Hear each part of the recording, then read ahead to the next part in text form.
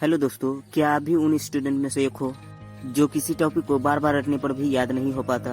क्या आपने कुछ पढ़ा और अगले दिन ही भूल गए? तो घबराइए मत, इस वीडियो में आपकी पूरी सहायता की जाएगी। दोस्तों, इस दुनिया में आप अकेले ही नहीं है। साइकोलॉजी के अनुसार यह एक फॉरगेटिंग कर्व होता है।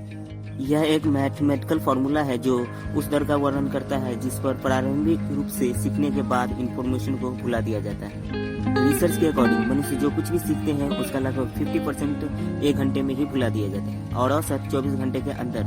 ऐसा इसलिए होता है क्योंकि हमारा नेचुरल एबिलिटी है किसी भी स्टडी पर कंसंट्रेट करने की लगभग 10 से 40 मिनट तक चाहिए। यदि किसी भी दिए गए टास्क पर हम इससे ज्यादा समय देते हैं तो रिटर्न कम मिलता है क्योंकि हमारा ध्यान भटकने लगता है। इसी कारण मैं आपको सुझाव दूंगा पोमोडोरो टेक्निक की। साइकोलॉजिस्ट के अनुसार किसी भी टास्क को याद करने का ऑप्टिमल टाइम 25 मिनट्स होता है। यदि आप दो लगातार 25 मिनट की टास्क स्टडी के बीच 5 मिनट का ब्रेक लेते हैं तो इसे पोमोडोरो कहा जाता है। दोस्तों, एक बात याद रखिए, यदि आप एक बुक को लेकर बिना कोई ब्रेक के 2 घंटे के लिए स्टडी करते हैं तो सिर्फ 20 मिनट की स्टडी को ही आप याद कर पाएंगे।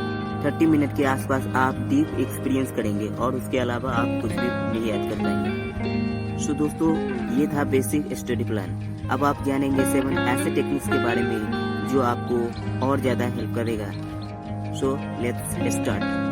नंबर 1, दोस्तों, किसी भी टॉपिक को याद रखने के लिए हमें उन टॉपिक पर इंटरेस्ट जगाना होगा। हमें उन बातों को याद रखना बहुत ही आसान होगा जिनमें हमारा इंटरेस्ट होता है। फॉर एग्जाम्पल, आपको अपनी फेवरेट सेलिब्रिटी के पर्सनल डिटेल के बारे में याद रखना बहुत आसान हो सकता है, लेकिन आप कोई भी हिस्टोरिकल फैक्ट्स या दूर के रिश्तेदारों को भूल जाते हैं। इंटरेस्ट लेने के कारणों को एक्टिवली खोजने की कोशिश करके अपने आप को रेगुलर याद दिलाए कि यह याद रखना क्यों इम्पोर्टेंट है, यह आपको पर्सनल और प्रोफेशनल लाइफ में कैसे हेल्प करेगा। ये बातें आपको दिमाग को उस टॉपिक के इम्पोर्टेंस के बारे में सिग्नल देगा और यह उन यादों को सुदृढ़ करने वाली न्यूरॉन्स को स्ट्रॉन्ग करने के लिए अधिक रिसोर्सेज समर्पित करेगा। Number 2, attention. दोस्तों, ये उन सारे पॉइंट में से सबसे इफेक्टिव पॉइंट है। MIT की रिसर्च के अनुसार जब आपका दिमाग किसी भी काम पर पूरा अटेंशन देता है तो यह लॉन्ग टर्म मेमोरीज बनने में मदद करता है।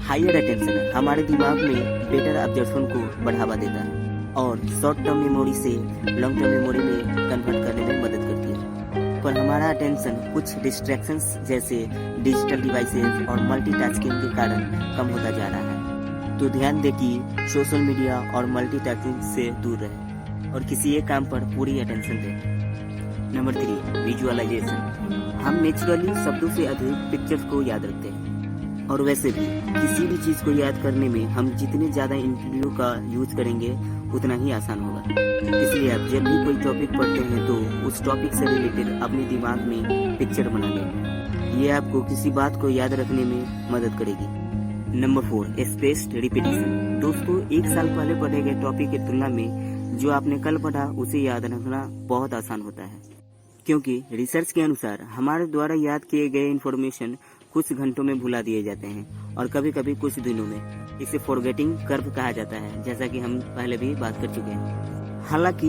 यदि आप रेगुलर इंटरवल पर जो सीखते हैं उसका रिपीट करते हैं तो आपके दिमाग में लॉन्ग टर्म स्टोरेज उन यादों को बनाए रखना आसान हो जाता है। स्पेस रिपीटिशन मेथड सही समय पर याद करने की प्रैक्टिस के बारे में है।